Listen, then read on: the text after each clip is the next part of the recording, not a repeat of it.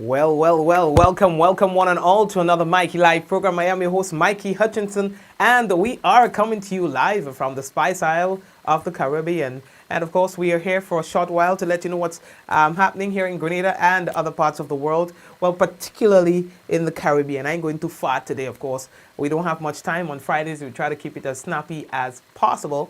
And so that is what we shall do. Let's take a look at the headlines. Missing 14-year-old. We'll talk about that. Prime Minister underscores government's duty to protect the integrity of the Citizenship by Investment program. U.S. citizen charged for COVID-19 violation in court. Caribbean region reporting deaths from COVID-19. We have that and more to talk to you about when we return on tonight's Mikey Live program. We got to let you know that the headlines was brought to you through the kind compliments of the Communal Cooperative Credit Union, Coates Grenada Limited, Real Value IGA Supermarket, the Housing Authority of Grenada, the Ministry of Health, and of course all our other sponsors. We'd like to say thank you very much for making it possible. We are going to take our first break and we'll be returning shortly. If you have not yet done so, we'd like to encourage you to please go ahead and share the program to give other people an opportunity to be able to view the program. We will be back.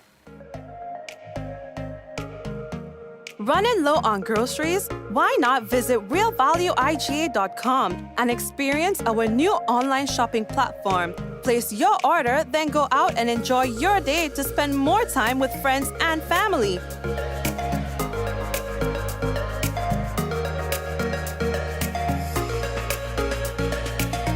Free delivery available within select locations or in-store pickup available. Sounds simple, right? It is. Stress less, live more with Real Value IGA online store, where good food begins. We support you at every stage of your life.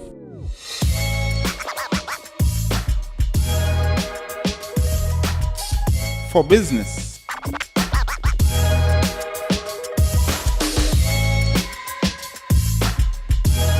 for your education, for your financial freedom.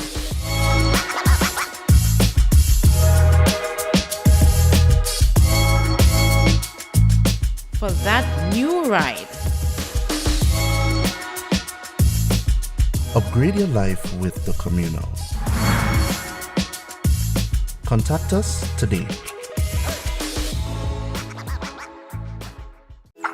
How going on, boy? Hey, good old things. Hey, easy. Yeah. Boy, in line, boy. Your house looking a real good day. Boy, it's thanks to the hard-working and professional staff at the Housing Authority of Grenada. They handled me real nice. They did my plan, they did the construction, and I didn't even have to worry about a thing. They were there with me every step of the way, supervising the job, asking me about my concerns, giving me feedback as the house took shape. They were there from start to finish, and even put the keys in the palm of my hand. I give them an A++ for customer service. Oh, it's people from housing bad, boy. Boy, not bad. Excellent. If you're thinking about constructing your home, why not consult the Housing Authority of Grenada? You could visit them right down in the Sandino complex, or give them a call 440-1015 or 440-1016, or check out their website hag473.com. They go handle you. They go jog your blocks, they go draw your plan, they go tote your materials. Hey man, where you going? The Housing Authority of Grenada is your choice for affordable housing and a stress-free construction experience. Diamond Intercontinental Jewelry Store now has amazing deals, special discounted prices on wedding sets, watches and selected jewelry. We sell top brand jewelry and watches like Citizen at the best price. We offer the best deals and customer service on the island. Opening hours Mondays to Saturdays 9:30 a.m. to 5 p.m. Diamond Intercontinental Jewelry Store, located at the Esplanade Mall, St. George's, Grenada. Visit or call us today for 143114-232-1234 or WhatsApp 533-1581. Sale is on for a limited time only. Are you prepared for the hurricane season? Do you have a plan? Remember, water is essential in any emergency plan. Determine your family's water needs. Ensure your storage containers are food grade and store at minimum 35 gallons of water per person per day for at least 1 week. Understand that your planning may be different this year because of the need to protect yourself and others from COVID-19. Take the necessary actions to ensure that your household has an adequate stored water supply should there be an interruption. Be prepared. Nawasa, committed to meeting customers' needs. And again, we'd like to encourage everyone to please go ahead and share the program so that you can give other people an opportunity to view. All right, so the first thing that we have to tell you about, boy, we've been telling you for the entire week, and tomorrow is going to be that big day. We're talking about the KM2 job fair that will be happening in St. Andrew as of 9 in the morning, and it goes on till 5, and it will be happening at the Sea Moon Industrial Park, Grenville. They say come sign up for an exciting and rewarding career. They are saying that prior call center experience will be an asset but not necessary for employment. You can contact 534-1185 for further details. So you're giving yourself an opportunity to be gainfully employed. And in fact, you can have a career at that particular establishment. All right. Now, the next thing that we have to tell you about, boy, there's another teenager who has gone missing. Her image is now on your screen. Now, police are seeking your assistance in locating Shanice Gibbs, who is a 14-year-old of Cemetery Hill, St. George. Shanice left home on Sunday, 16 May 2021, and has not returned since. Now, she was last seen wearing a short jeans pants and white vest. She is about 5 feet 6 inches in height and dark skin in complexion. Anyone seeing Shanice Gibbs or has any information about her whereabouts, you're asked to contact the Central Police Station at 440-2244, South St. George Police Station at 444-4454, Police Emergency at 911, or you can call the police hotline at 444-1958.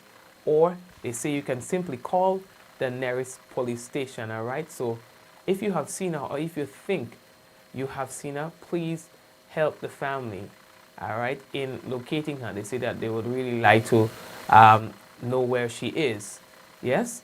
And she's somewhere, yeah? So please go ahead and help that family locate their loved one, all right? Oh, we'll see. Prime Minister Dr. Keith Mitchell has underscored government's responsibility to protect the integrity of Grenada's citizenship by investment program.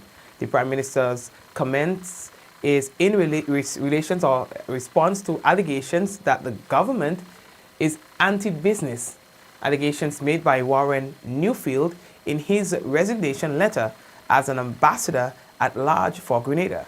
Newfield is also the developer of the Kimpton Kawana Bay project in the south of the island. Speaking during Friday's sitting of the House of Representatives, Dr. Mitchell said it is clear that there was no issue with diplomatic representation, but instead with government policies relating to the country's CBI program. Referencing the Grenada Sustainable Aquaculture Project, popularly known as the Shrimp Farm Project, Dr. Mitchell said government must act decisively to ensure that funds earmarked for development of projects under the CBI program are not misappropriated. He further stated that all necessary steps must be taken to ensure that the shrimp farm debacle is not repeated. The Prime Minister quoted from Section 7 of the Grenada Citizenship by Investment Approved Projects Investment Regulations, which specifically states that every developer shall use all qualifying investment amounts receiving or received for an approved project for the sole purpose of the development of the particular approved project. Dr. Mitchell affirmed that government has a fundamental responsibility to ensure that this is done. Further, if there is any hint that an entity's actions are contrary to this provision, government has a duty to investigate and put measures in place to address the same. The fact that this developer was a member of the diplomatic community up until his resignation yesterday, made it even more important to ensure that his actions were in keeping with the laws of the country. Now, according to the Prime Minister, it is government's decision to ensure full compliance with the law that led to the accusations of government being anti-business. It says if our action in that regard to uphold the law of the land is regarded as anti-business or anti-investor, then so be it. We have a duty to the people of this country to do the right thing, unquote. Like the individual government stated like the initial government statement issued in response to the allegations of being anti-business, the Prime Minister indicated that the number of ongoing private sector projects, particularly in the time of global crisis, tells an entirely different story. Dr. Mitchell said that the allegations are unfounded since none of the other major private sector project developers have indicated any such perception of the government. And it goes on and say a lot more, too much to mention. So what we have done is we posted an entire article on that on our page. Okay, so we're moving on. We're not staying too long. Pat Bruno, who was arrested and charged for violating Grenada's COVID-19 regulations, appeared before the St. George's Magistrates Court on Friday, that is today. He was fined $5,000 to be paid on or before Friday, 28th May 2021. All right, so just a few days he was given to pay that. In default, he will spend 3 months at Her Majesty's prison. Wow, so it's 5 months. Wow. 3 months in prison if he fails to pay the $5,000 fine. Wow, steep. Y'all ain't joking that one, but wow. I'll let the government get bad. $5,000. Okay. Now for the In the Paper segment, it says that I will kill you, said Canadian-born Campbell. All right, to Informer's journalist David Allard. Last week Friday at the St. George's bus terminus, onlookers could not have avoided the hostility which was meted out to David Allard, who has been working in the field of journalism for about 35 years and as a private investor for just over 20 years, for over 20 years. Now, it was in the capacity of a private investigator he had the opportunity to meet and work with or interview Miss Telesford, Larissa Telesford. At the time, she was very cooperative in the beginning, but became very hostile when she realized that he was not speaking to her about what she expected, since she had given him her business card to call her before, which he hadn't, but he was now speaking to her in a professional capacity, representing her husband, John Telesford, with a document from the law firm of Derek Sylvester. Ay, ay, ay! Are you want to hear more? This is in the papers. This is an article from the Grenada Informer. It says it was about 3 years ago, and the court had ordered Mr. Telesford through an order of protection to stay away from him. Okay, Mr. Telesford? Okay, it says it was about 3 years ago, and the court had ordered Mr. Telesford through an order of protection to stay away from his home in Vendome in the parish of St. George. Not only that, he should have not contacted with his children. In fact, he should not visit the village of Vendome under any circumstances for 1 year. At that time, some months had passed. The year had not yet expired, but Mr. Telesford not only desired to see his children, but was finding it very difficult to live the way he was forced to, inconveniencing himself and others by living by friends, while his wife was living in his house, which he built after returning from Canada. You remember we told you our relating story? I think it was last week.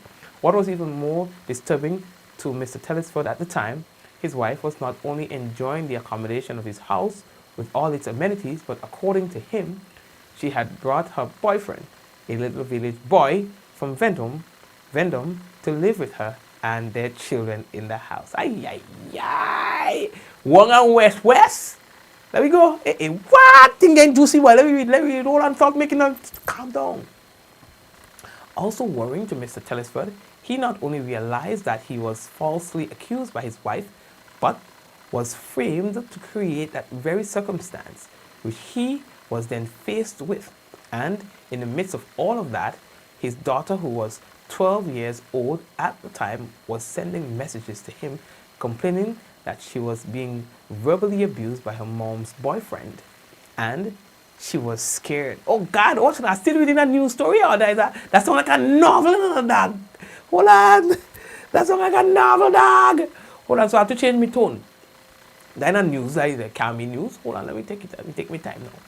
She mentioned to him that one morning she and her mother were in the kitchen making breakfast. And as a joke, she patted her mom on her bottom and said to her that she was getting fat. The boyfriend, on entering that kitchen, told her that if ever he ever sees her touch her mom again, he would deal with her. In fear, the child reached out to her daddy for him to come home. He then went to Derek Sylvester, who is his lawyer, to see whether he might be able to get the court to adjust or bring an end to the order of protection so that he could return home with his children. To get this done, someone would have to convince Larissa, who was the virtual complainant in the matter, who claimed that John had hit their son in his head, which resulted in her calling the authorities. And according to John, she had cooked up a case on him to live her life. John and Larissa got married in Canada while he was living there, then had 5 children together, and he decided to come back home and settle down, bringing his Canadian wife with him.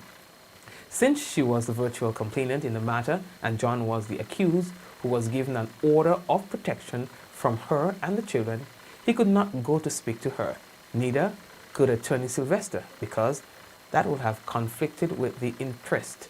According to John, Sylvester, who knows David Allard as a private investigator, advised him to give him, Allard, the job of convincing Larissa to go to the court and ask to revoke the order of protection. The meeting did not turn out well, since she refused to adhere to such a request and started behaving in a very hostile manner. The initial incident was therefore published in this newspaper about 3 years ago, since Mr. Telesford was seeking help from the authorities and wanted to go back home to his children. About 2 years later, all charges were dropped against him and he was able to go back home, while Larissa, who has her own private business in Grenada, working with elderly persons with a staff that goes out to take care of persons who cannot take care of themselves, went on her way. Last Thursday, after spotting Mr. Telesford by the courthouse with his 2 sons, Mr. Allard approached him and asked what he was doing there. His reply was, "I was just told today that I was to come to court and I don't know why." On the court board, 2 counts of causing harm on his son were recorded, while he and the very same son, along with the other one, awaited outside of the St. George's No. 2 Magistrates Court. Another article was written and the question was asked, why is Mr. Telesford back in court again? Of course, the details of that matter were in the article, and it's the job of the journalist to write accurately based on information received. It is therefore believed that as a result of this article, which was published last week, Larissa met Mr. Allard at the bus terminal, first shouting, "What is your name?" at the top of her voice. And then she said, "Do you like writing about me? I will kill you. I will make sure that you are dead." As she climbed on the bus and left the scene, criminal charges will also be filed in this matter against Larissa. And that is the allegation by this newspaper, which is the Informer. And this is what's going to pull the curtains down on the In the Papers segment for today. Ay, ay, ay. Oh boy. That was like a novel. That was like a whole storybook we read. Anyway, so that's what it is. So let's see how that one will play out. It's one saying this and the other saying that. I guess as much the facts of which will be discussed in court, and we will know the actual outcome. We're going to continue to follow this paper for the In the Paper to see if a follow-up to this story is published in the papers again. And so we could have it on the In the Papers segment for you. I don't know the facts of the thing, so I can only read what is in the papers. Yeah, that's what's in the papers. Okay, what else do we have to tell you? Listen, anyway, lately that dog there. Oh, yeah. Okay, can I move on? Okay. Trinidad and Tobago registered 7 new deaths from the coronavirus COVID-19 pandemic on Friday, as Suriname also recorded deaths linked to the virus that had killed millions of people worldwide. Trinidad's Minister for Health, in its latest bulletin, said that the 7 new deaths bring the total since March last year to 348, while there have also been 708 new cases of people testing positive of the coronavirus. Boy. The numbers are just climbing. The ministry said that the number of active positive cases as a result is now 7,488. You hear that? In Trinidad and Tobago, 7,488 positive cases of COVID-19. Grenada has 0, with the overall total positive cases being 18,935. Let us just keep our fingers crossed that we don't have those kind of numbers to deal with anytime soon. We move over to St. Lucia. We find that a heated confrontation over the enforcement of the COVID-19 protocols in a bus caught cameras and went viral. This is how it played off. More than 10 people go on the bus. All right, no problem. Yes. More than 10 people go on the bus. News Force on Friday reached out to President of the Grosley Minibus Association, Danny Edward, following a now viral video in wide circulation on social media that allegedly shows a heated interaction between a commuter and a bus driver. Well, I saw the video myself, and I could only go based on what I saw and what I heard in the video. In my view, I believe the driver did the right thing. Edward says, in keeping with protocols, he applauds the efforts of the driver, who demanded that one of the commuters get off the bus once it was brought to his attention that the bus was at capacity. We have said to them, anytime that the bus has more than the 10 and anybody points it out, they should ask the person to disembark the bus. And from what I saw or what I heard, that's exactly what the driver was attempting to do.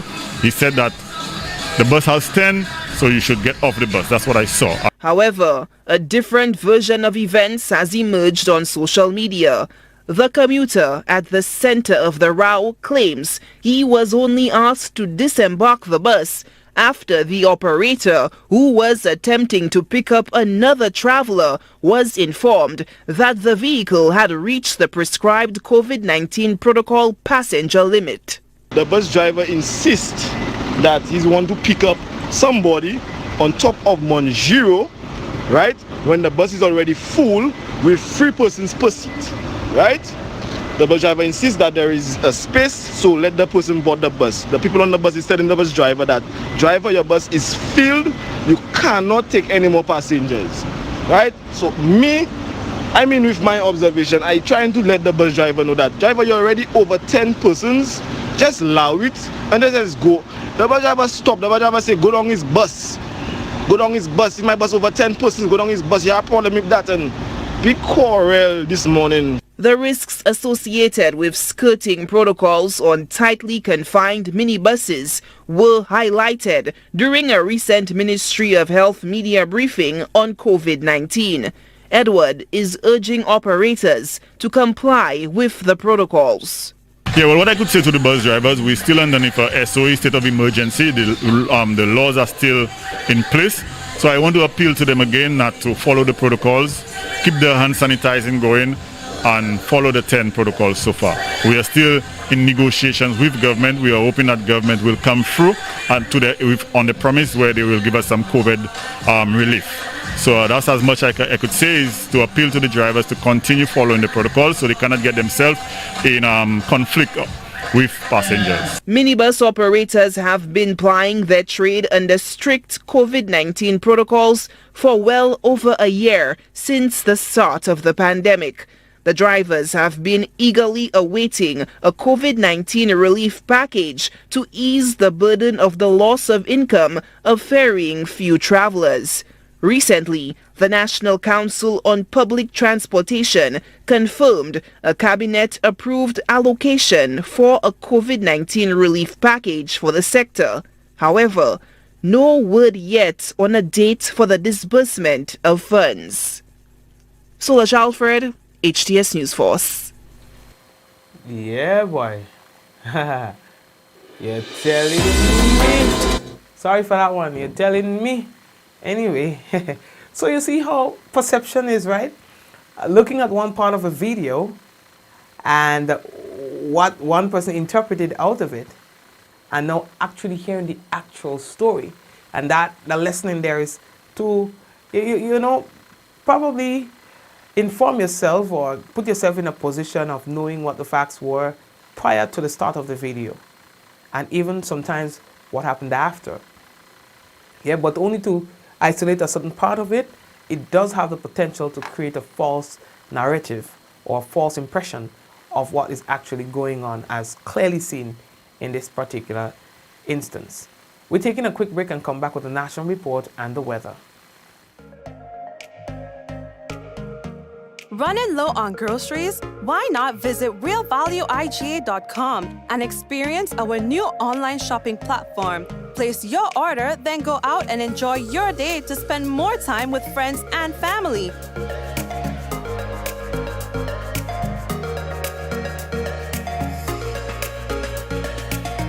Free delivery available within select locations or in-store pickup available. Sounds simple, right? It is. Stress less, live more with Real Value IGA online store, where good food begins. We support you at every stage of your life.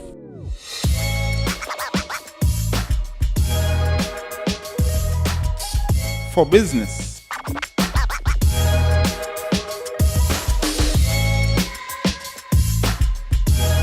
For your education. For your financial freedom.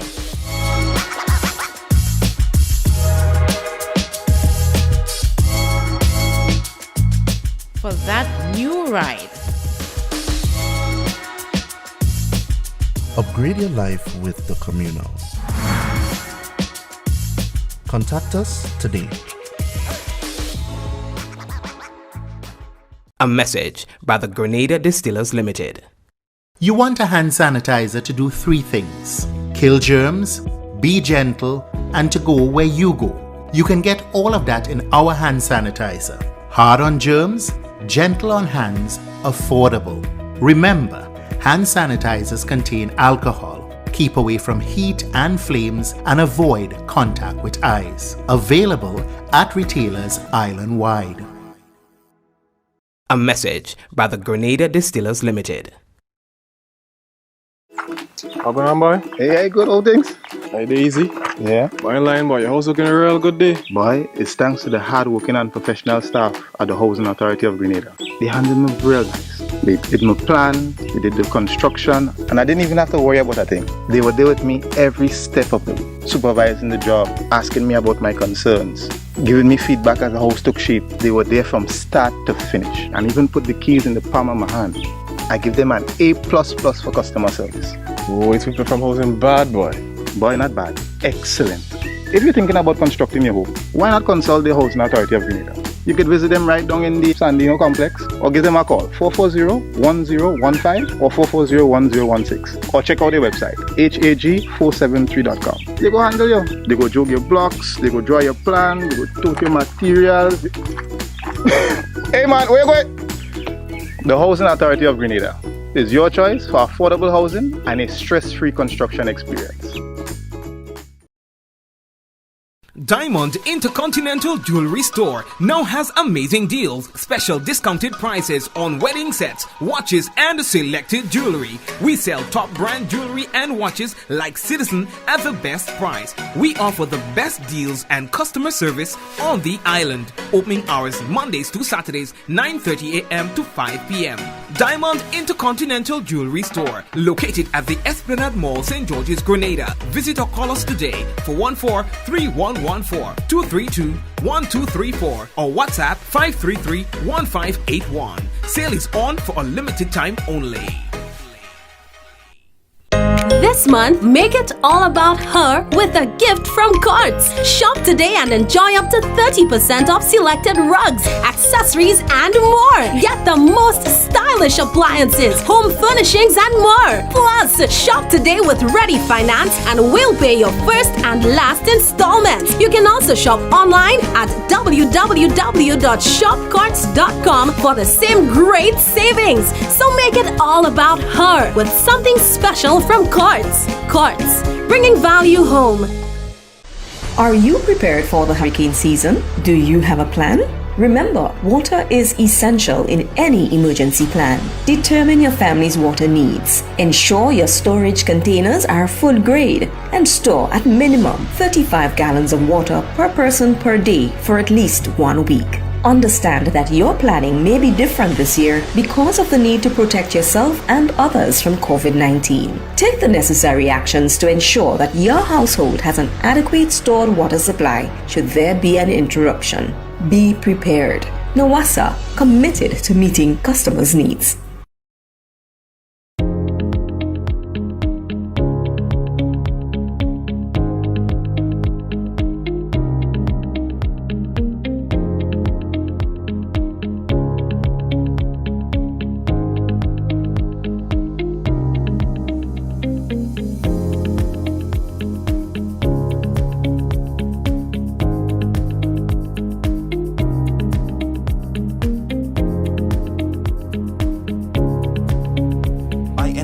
Anywhere at any time and have it delivered to you right here in Grenada at yogo.gd.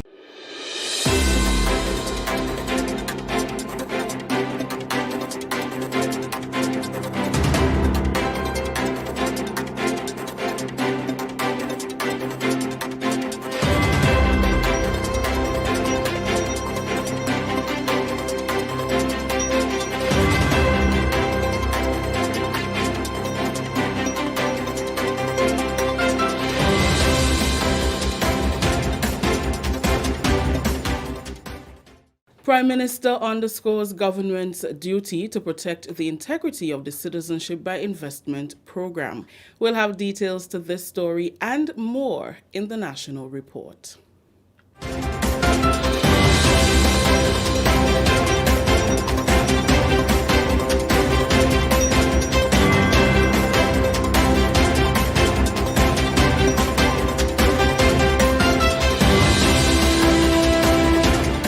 With the details to the news for Friday, May 21st, 2021, I am Rikisha St. Louis. Prime Minister Dr. the Right Honorable Keith Mitchell has underscored government's responsibility to protect the integrity of Grenada's Citizenship by Investment program. The Prime Minister's comment is in response to allegations that the government is anti-business, allegations made by Warren Newfield in his resignation letter as an ambassador at large for Grenada.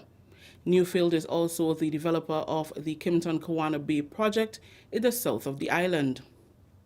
Speaking during Friday's sitting of the House of Representatives, Dr. Mitchell said it is clear that there was no issue with diplomatic representation, but instead with government policies relating to the country's CBI program.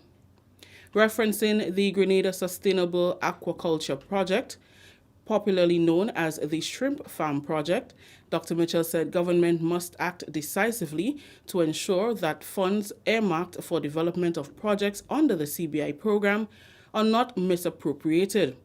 He further stated that all necessary steps must be taken to ensure that the shrimp farm debacle is not repeated. The Prime Minister quoted from Section 7 of the Grenada Citizenship by Investment Regulations, which specifically states that, and I quote, every developer shall use all qualifying investment amounts received for an approved project for the sole purpose of the development of the particular approved project, unquote.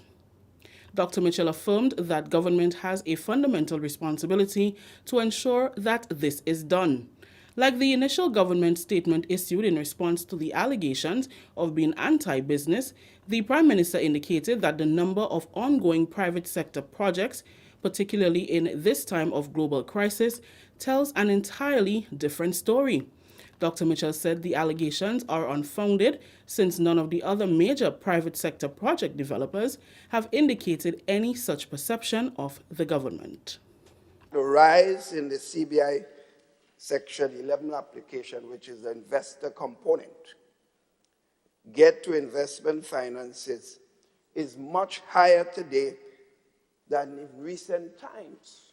In fact, higher than what it was before COVID-19. So that's significant. It is therefore unfortunate that anyone would brand this government as anti-business, anti-investor, because they are not allowed to do as they wish. Newfield's resignation letter cites the recent repurchase of Grenlec as an example of what he purports to be government's anti-business stance.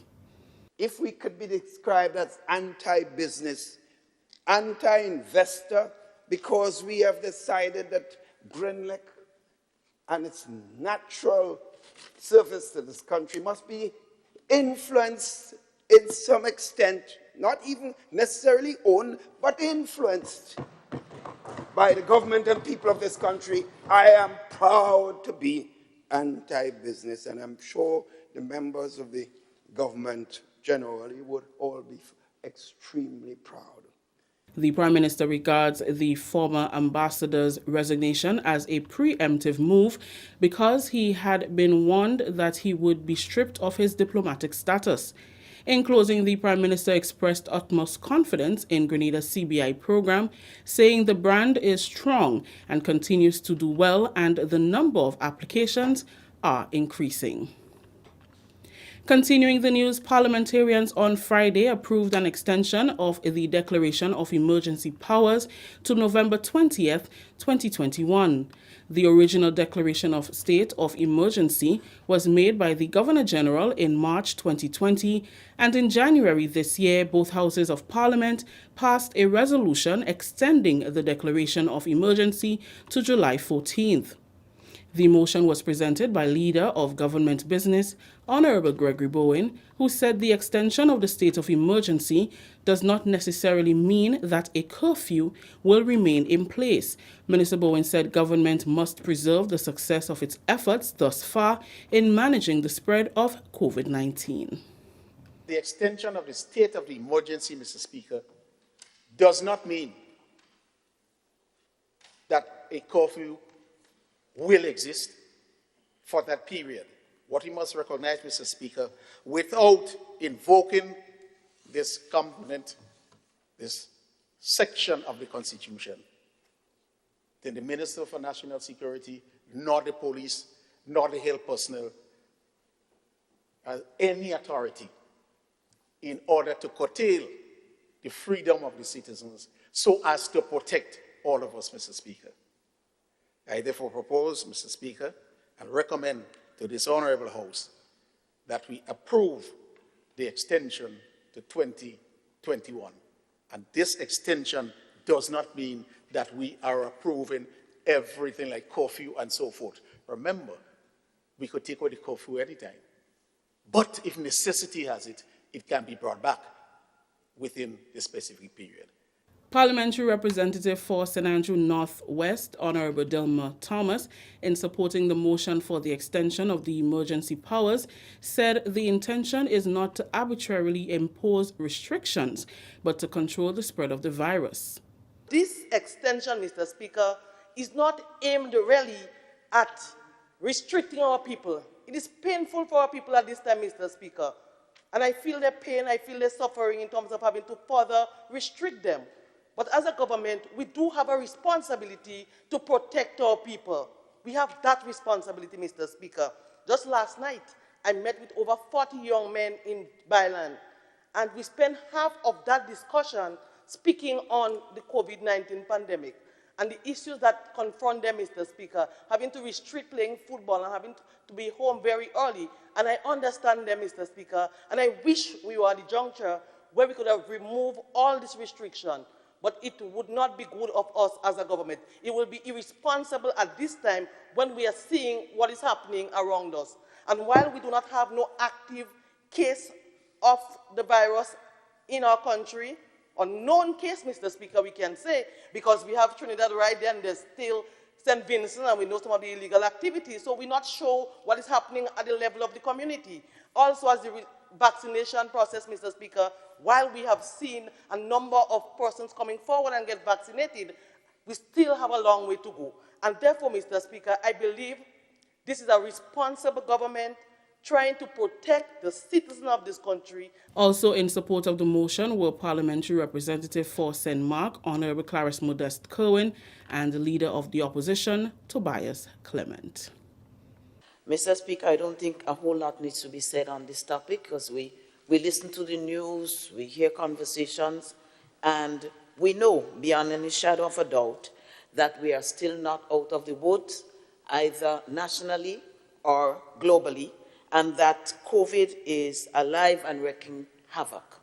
And therefore, we need to continue to be vigilant. Mr. Speaker, I would support, and I have supported, actions that will be responsible for curbing COVID-19 in Grenada. This is the National Report. We'll have more news after the break.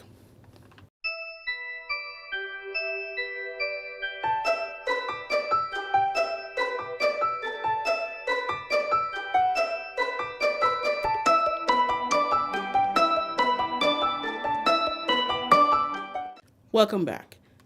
Grenada is amending its Immigration Act to provide stiffer penalties for those who breach the provisions of the Act. Prime Minister and Minister for National Security, Dr. the Right Honourable Keith Mitchell, on Friday, presented the Immigration Amendment Bill 2021 in the House of Representatives. The amendment provides for an increase in the penalty from $10,000 to $12,000. It is also deemed an offense for captains, masters, agents, crew, or passengers to refuse to answer or provide false information when questioned by a competent authority, an offense that could attract a fine of $5,000, 6 months in prison, or both. The bill also seeks to significantly increase the penalty for individuals who knowingly harbor illegal immigrants from $3,000 to $10,000. In presenting the amendment bill, the Prime Minister called for Grenadians to be vigilant, especially at this time when government is working to keep COVID-19 at bay. Particularly at this time, Mr. Speaker, we have to be, the need for this is so important because in the question of the present regional security apparatus, which guides and supports us in this, it impacts. Only a year ago, I was chairperson of that regional security apparatus. And impacts helps us to track all persons coming into this country, into our individual countries in the region, and advanced information is given. So they should know if countries want to know always coming on any flight or boat or everything like that that has to report, they certainly would be able, impacts would inform us accordingly.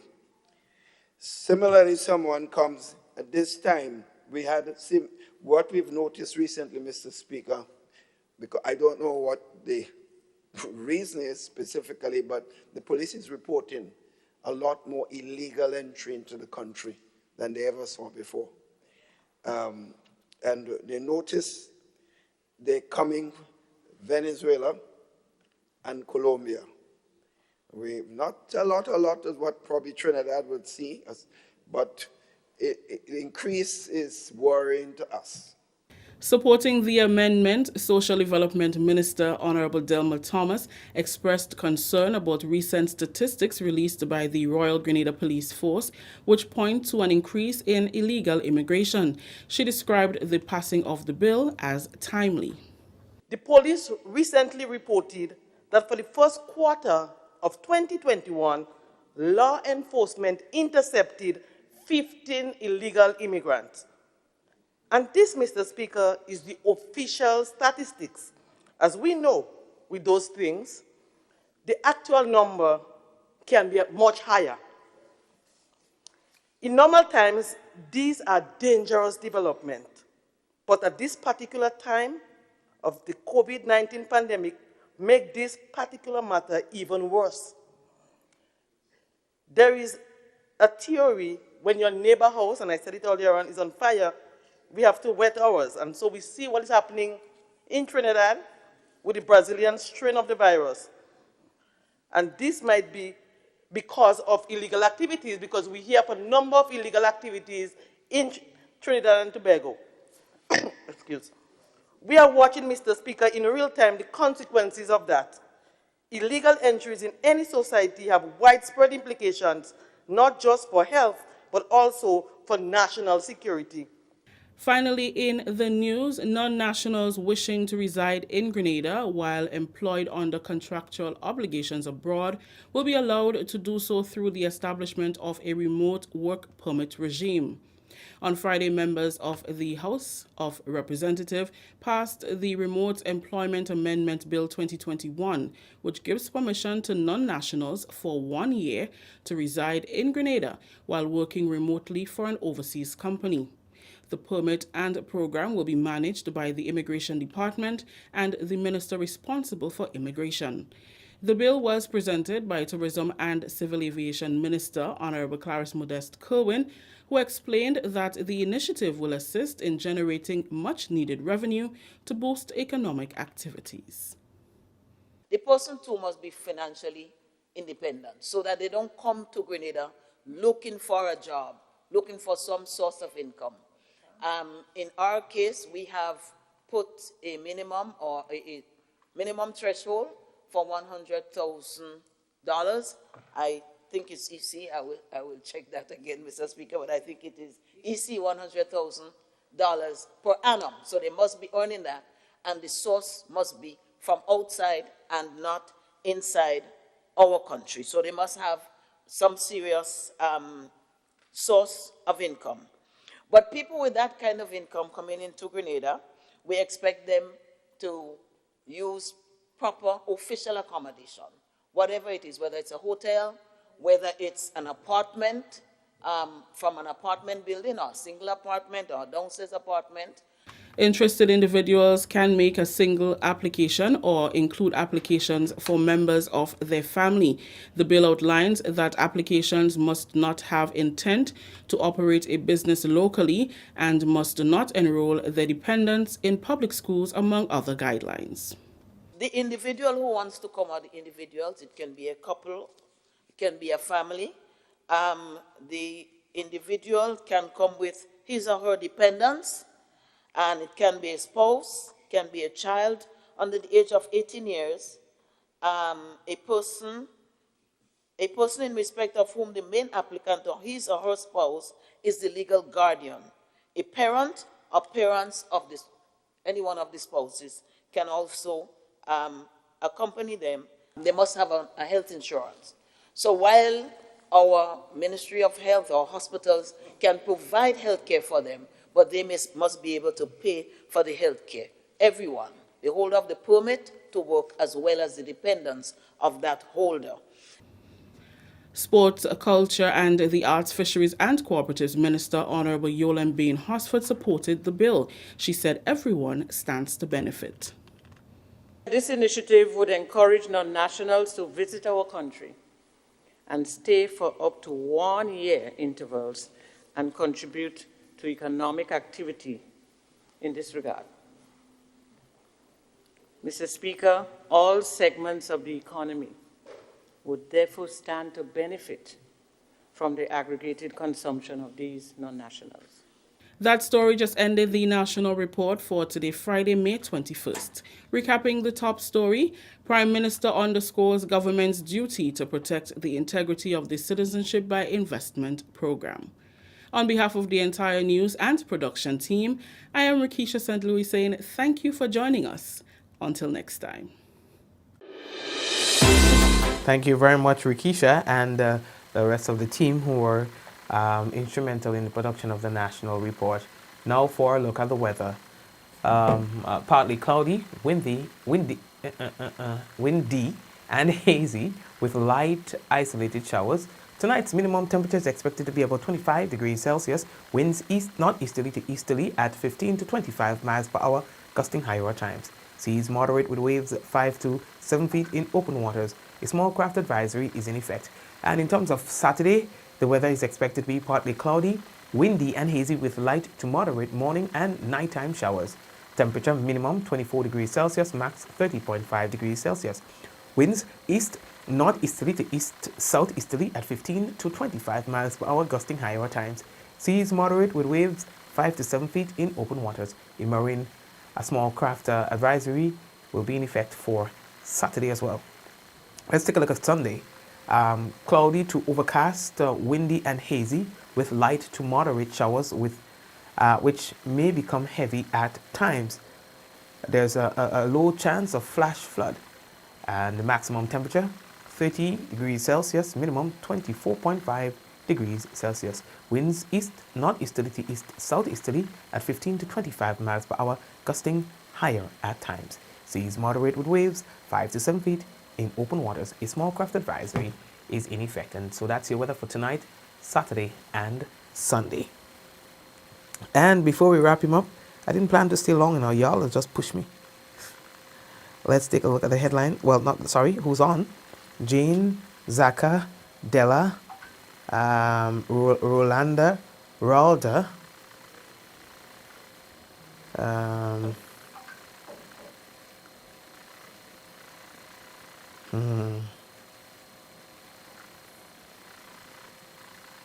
let me see who else is there.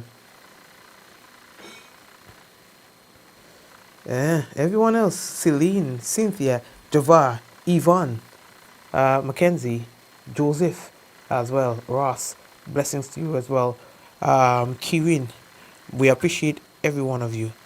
All right, so guys, thank you very much. Shireen and everyone else, Brenda, everyone, thanks, and do have yourselves a great weekend. All right, in 5, 4, 3, 2, 1, we all say ja. No, take care, guys. Have a good one. Be safe.